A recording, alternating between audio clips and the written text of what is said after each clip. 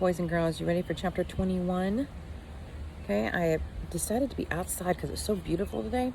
But here's hoping nobody starts their lawnmower or the jets don't start flying over. So we'll cross our fingers, okay? Abby's keeping guard. You want to see? And there's my Lego cup. The boys gave that to me, or James did, for Christmas a couple years ago. She'll watch guard though. She'll make sure nobody gets us. Right? Okay. Chapter 21. A matter of the utmost importance. Charlotte would not let me purchase a newspaper, even with my very own pocket money. There'd be one waiting at home, she said, and we were late. True enough, Mummy and Granny Jane were entertaining Mr. Standfast in the drawing room when we arrived, and the tea trolley had been rolled in, brimming with Mrs. Corner's best offerings. Tony slept as near to the fire as he could be without singeing. Charlotte did not join the family for meals if there was company, so she excused herself. "Where's the newspaper?" I asked. "And where's Rose?" "The evening edition has not yet come," said Granny Jane. "But the newsboys had it," I said. "Rose will be here," said Mummy. "Alas, a grieving person occasionally loses her senses of time." "There's been an arrest," I said. "The newsboys were hollering like jackdaws. Where's the paper?" "Agatha, dear," said Granny, "your fussing will not speed its arrival. Say hello to our guest." Dutifully, I bade Mr. Standfast a good evening and accepted the cup of tea that Mummy poured for me. I had just dropped in 3 lumps of sugar when there came a frantic hammering on the front door, followed by the scuffle of Sally's running steps. A ruckus in the foyer brought us all to our feet. "Rose at last," said Mummy. "Oh, why such a clamor?" Someone crying, more of Sally's hurried footsteps, and the door to the drawing room burst open. "Oh, please, ma'am, come!" Sally's eyes were wild as if she'd met a leopard in the vestibule. "It's Miss Rose," she said. "Miss Rose Eversham. She's quite undone." Mr. Standfast pushed past the maid and returned half a minute later, supporting a weeping Rose. "Sorry," said Rose, gulping a bit. "It's just that I finally have someone to tell, and I seem to be—" "More tea," Mr. Standfast told Sally. "She needs sweet tea." "Whatever has happened?" said Mummy. "Arrest in Mermaid Room," is what I thought. But who? "Brandy," said Granny Jane, opening the cupboard that held rows of stemmed glasses and glimmering cordials in dark bottles. Rose was whisked to a chair, Papa's favorite, and handed a sniffer before she could even settle into the cushions. Mr. Standfast urged Rose to drink, but one small sip of brandy made her cough. She couldn't talk for ages, and we had to wait politely to hear her news, though clearly the headline shouted in town and Rose Eversham's miserable disarray must be parts of the same story. Granny Jane was the first to succumb to curiosity. "Well, dearie, what has happened?" "They've taken away Aunt Marianne in the police wagon." Rose paused to collect herself. "They say she murdered my mother." "No! Miss Marianne, they got it all wrong." She just said that in her head, not out loud. We pummeled Rose with questions, but the police had not been forthcoming.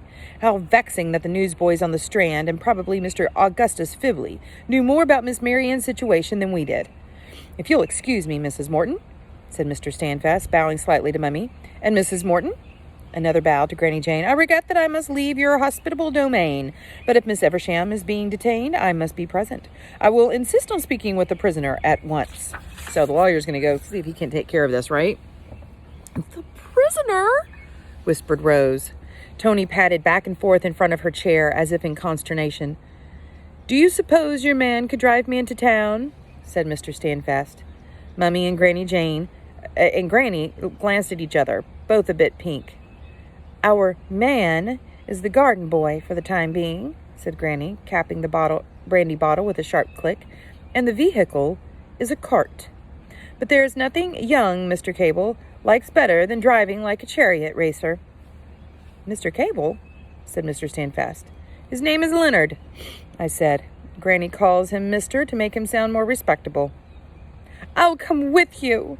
Rose tried to stand but swayed and sat back down with a bump. "You will not," said Mr. Standfast. "I'm quite certain that Mrs. Morton will serve you soup of some sort, and then you will rest for a while. I shall return to see you, Rose, when I have met with your aunt and know better of her situation."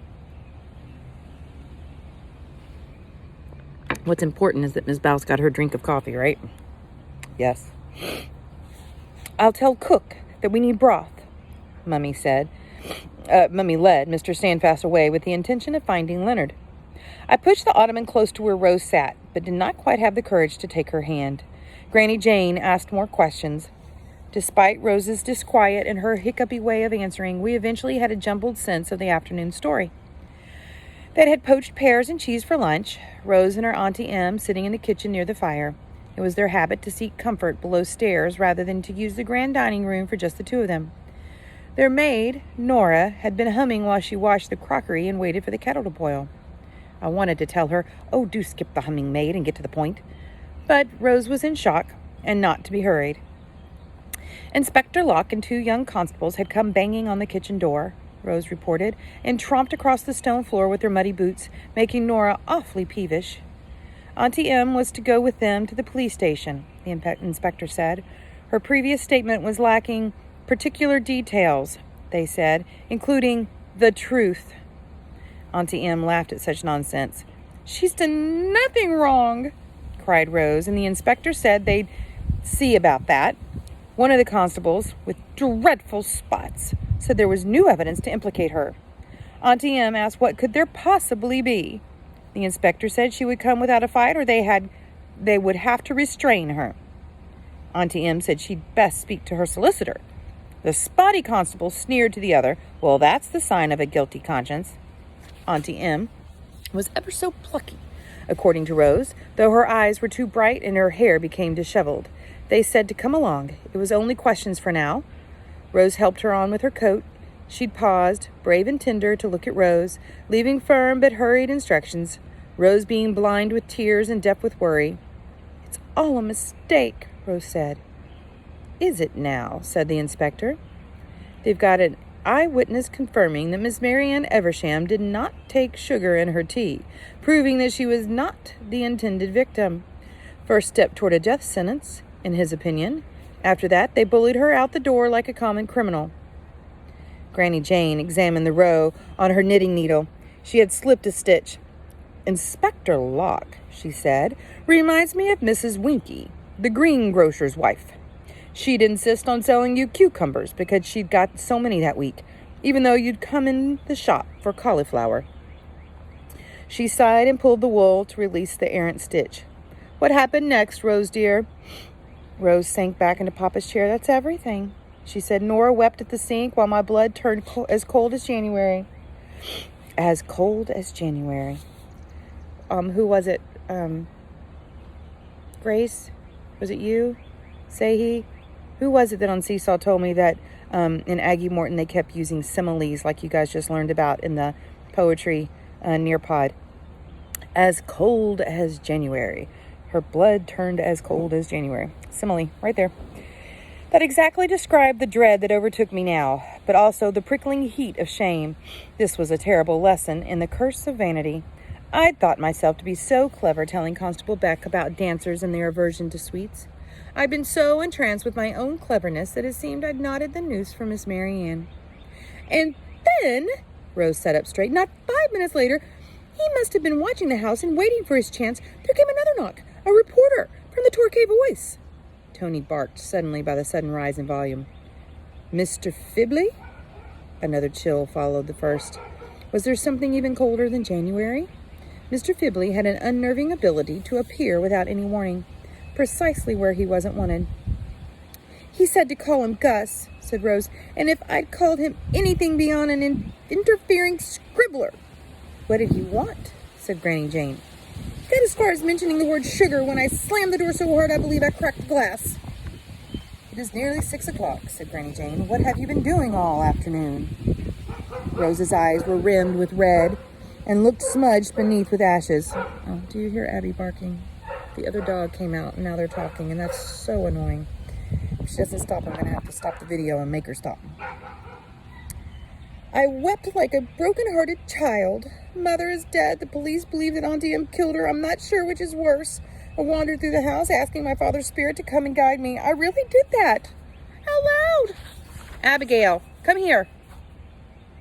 Abby. Good girl. Come on, up here. You don't need to bark. Need to chill. That's not guarding me and the kids while we have a read aloud. It's just being annoying. Granny Jane leaned over to pat Rose on the hand. And what did he tell you, dear? Rose exhaled a small, sad sound, pretending to be a laugh. He did not answer, of course. He never was much good at having a conversation. I crashed about the house in a rage, pounding cushions and kicking chair legs, behaving, my mother would say, like a savage. That is not surprising, dearie. Granny Jane kept patting Rose's hand. Sorrow does not lie easily on anyone's shoulders, least of all the young, who have not yet learned how to carry such weight. Eventually, said Rose, the fog in my head began to lift. I went over the scene in the kitchen and recalled Auntie Em's last directions, which I should have been acting upon far sooner. Her eyes again filled with tears, but she brushed them fiercely away. She told me in the most urgent voice. She said, Rose broke off and looked directly at me, making my stomach whoosh with trepidation. Did she know that I was to blame for the afternoon's calamity? I had one task to fulfill, Rose cried. I've let my aunt rot all afternoon when she most particularly wanted me to. What did she want you to do? The question rang inside my head. Before Rose could finish her sentence, Mummy came backward into the room.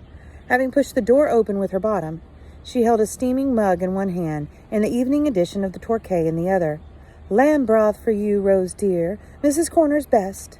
She nudged a doily into place on the occasional table by Rose's chair and put the mug down. She drew a rolled serviette from her cardigan pocket and laid it across Rose's lap. How nice to see Mummy as nurse instead of patient. Mr. Standfast has gone off with Leonard in the cart, though it threatens to rain at any moment and he hasn't had his supper. Granny held out a hand to receive the newspaper, but Mummy shook her head. No. Granny Jane raised an eyebrow and Mummy raised an eyebrow back. Did Rose notice? She sipped her lamb broth and said, My eyes were now riveted on the newspaper tucked under Mummy's arm, evidently being kept from Rose. News of Miss Marianne's arrest was festering in those pages, and I ached to know the details. Rose put her mug carefully back on the lace doily. I'd like to freshen up, if I may. I must look frightful. As if Rose Eversham could ever look frightful. I'll show you where. I hopped up, surprising Tony, who sneezed. There's a mahogany seat on our loo. That's the loo is the bathroom. Agatha, really? Mummy scolded. Not a subject to be mentioned in the drawing room. I led Rose along the hall. Just in here, I said. But Rose did not go in. She looked both ways, took my hands in her own, and began to whisper. The weepy-eyed maiden of a few moments before had disappeared. A more familiar Rose, intrepid and determined, was suddenly talking to me as if it were a matter of life and death. I don't want anyone poking their noses in, said Rose, even if your family means well. I'm not trusting anyone. My aunt said that you received something in error and that she needs it right away. It's a matter of the utmost importance to save her from being kept in jail for the rest of her life. Or hanged. Uh-oh. That's the end of the chapter. Is Aggie going to give her the letter? Should Aggie give her the letter? I mean, it's theirs, right? Why should Aggie get to keep it? But what if it's a crucial clue and, like, she shouldn't give it up because maybe Miss Rose or Miss Eversham, maybe it's just all a fake facade and they're not really upset, right?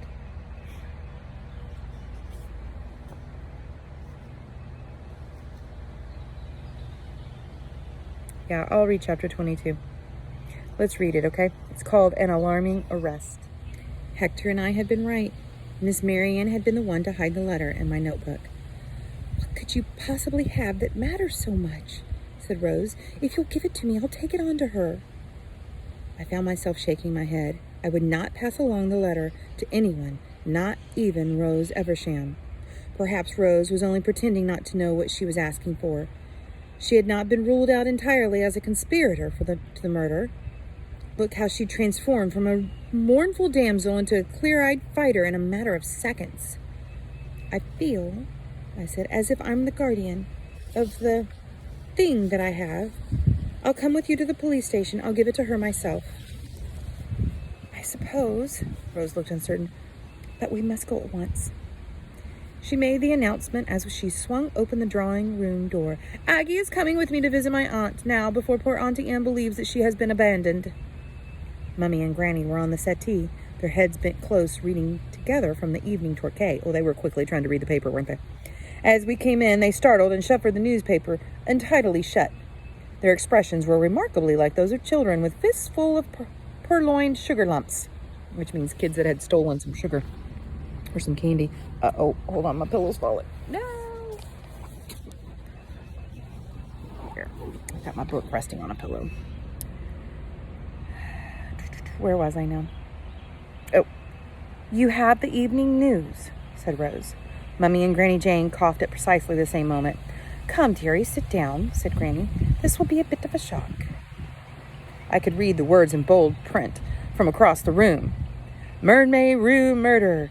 Dancing mistress in custody for heinous crime." "In custody?" said Rose. "Does that mean arrested?" "It does," said Granny Jane.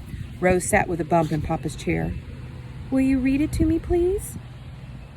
She sounded bossy enough that Mummy raised her eyebrows, but nevertheless straightened the pages and cleared her throat.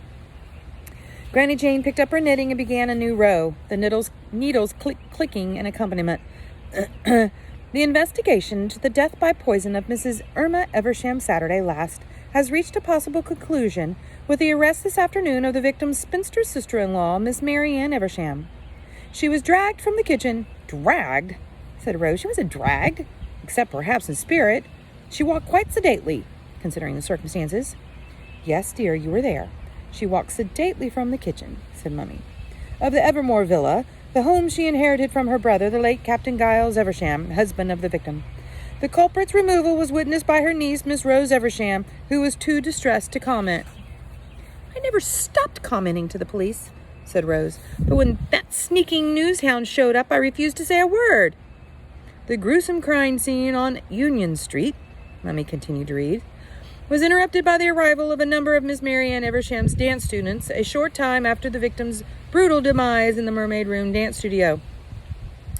Miss Agatha Caroline Morton, a 12-year-old neighbor of the Eversham Villa on Barton Road, was first on the scene."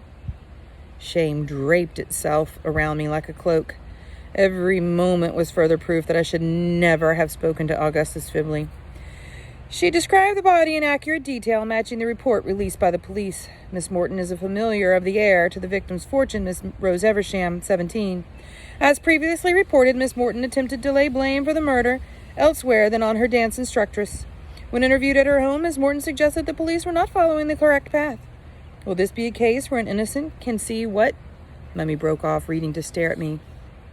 "When were you interviewed in your home? How is it possible that a journalist is permitted to speak to a child without a chaperone?" I flinched. "I'm not a child," I muttered, but it was no defense in the face of 3 pairs of glaring eyes. "Where was Charlotte?" "It was only a moment. I said Mr. Fibbley appeared at the garden gate. He was very polite. Leonard spoke to him as well." Here I was bending the truth in another direction. "Naturally, Mr. Fibbley wished to hear the observations of an eyewitness." "Agatha," said Mummy, "this is most incorrect." "I'm sorry, Rose," I said. Mr. Fibbley had made me feel observant and important, but then he'd twisted the words around to suit himself. "Even Tony liked him." I tugged on Tony's silky ears and eventually stopped baying like a wolf. That's not true, remember? Tony would not stop barking. Remember? He was like, "You have to control that little dog." "Don't apologize," said Rose. "You're the only person who has said that you believe Auntie Em to be innocent. And there it is in the Torquay voice. I appreciate your voice." "Do go on," she said to Mummy. "I must leave to see my aunt, but please keep reading while I find my hat." The whole room seemed to sigh with relief after that. I'd done grievous harm to Rose, but here she was, rescuing me once more. This time from the trembling upset I could hear in Mummy's voice as she kept reading. "A case where an innocent can see what is not visible to her elders. Miss Rose Eversham has been romantically linked to Mr. Roderick Fusswell, a son of the Royal Victoria Hotel manager, Mr. Curtis Fusswell." "You weren't wearing a hat," I said. "No hat, no gloves, no handbag. You were too upset to think about such things, I expect." But Rose was staring at Mummy. "What was that?" she said. The bit about Roddy Fusswell?" Granny Jane's needles paused in their clicking as Mummy went on. "Mr. Fusswell identified himself as fiancé to the..." Fiancé? Said Rose. Conceited pig! I would never. Well, this was good news. If she wouldn't marry him, she would not seek his help in killing her mother. One of those alliances of love that I was learning to understand. Fiancé to the young heiress, and announced his intention of protecting her from further anguish. The victim was an unpleasant old carp, he said. I'm surprised it took so long for someone to top her. She was asking for something like this to happen. Before today's arrest of Miss Marianne Eversham, Mr. Fuswell expressed surprise that her guilt was not obvious to the police. A female without the guidance of a man is not to be trusted. Oh, no, he didn't. Oh, Roddy, you are out the window for me, my friend. Let me reread that, and we'll just talk about how bad he is. He said, a female without the guidance of a man is not to be trusted. Well, I think you, Mr. Roddy Fuswell, should not be trusted. He said in an interview, she already owns the house, which is too heavy a responsibility for any woman. I can't help but wonder, what is she after now? If it's Rose's inheritance, she'll have to go through me. What a jerk, right? Good grief. Rose's hands were clamped over her mouth as if she might be sick. Oh, how dare he? She cried. Is there anything more? Good grief, this article is just dumping stuff, isn't it? Mummy carried on. Miss Rose Eversham has not made a statement. No trial date has yet been set, but according to an anonymous source in the constabulary, Miss Rose may be required to testify against her aunt. A series of loud knocks on the front door made us all jump. Heavens, cried Mummy. Has word gone out that we're as deaf as stones at Groveland? I'll answer it. I hurried to the hallway. Oh dear. A man's silhouette shadowed the narrow window next to the front door. Would a killer knock? I thought not, and opened the door. Mr. Roddy Fuswell stood on the step, his hat sitting crookedly and his face shining with damp in the lamplight. I peered around him into the night. Had Hector remained stoically on his quarry's tail, and was he now lurking outside? Outside it was fully dark, slivers of rain flashing in the light cast by our hallway chandelier. I'm looking for Rose Eversham. Roddy Fuswell nudged the door further open, assuming an invitation that I had not made. The maid over there. He tipped his head in the direction of the Evermore villa. Said I might find her here? I tried again to look past him without being too conspicuous. No visible pale face or green eyes. What is Abby chasing? I don't know what she's doing. Hello? Roddy Fuswell rapped his knuckles on the open door. His yellow leather gloves barely softened the sharp raps next to my ear. Tell Rose I want to speak with her, will you? Inside, with more light, Roddy Fuswell looked at me more closely. Oh, he said, it's you. This is where you live. I scowled at him, and he scowled back at me. You've stirred up a cauldron full of trouble today, you and your insufferable grandmother telling lies to that reporter, making me look bad in front of Rose. I was insulted enough that I forgot to be shy. You seem perfectly able to make yourself look bad, Mr. Fuswell, and my grandmother is not. Is Rose here? It's very important. He had removed his coat and held it dripping at arm's length, as if I were going to take it and hang it up. I did not. He grunted softly and tossed it over the newel post at the bottom of the stairs. Where will I find her? He plunked his hat on the hat stand. Did Rose want to be found by a possible murderer? After what he'd said in the newspaper? Wait here, I said. I'll ask whether she cares for a visitor. Mr. Fuswell narrowed his eyes at me. Well, you cheeky little... I turned my back, feeling taller with every step. Before slipping into the drawing room, I saw him pause at the hallway mirror to smooth his caterpillar-like mustache. And that is the end of chapter 22. Do you think Rose is going to ask to see him? You will have to wait to find out. I'm so sorry. Bye.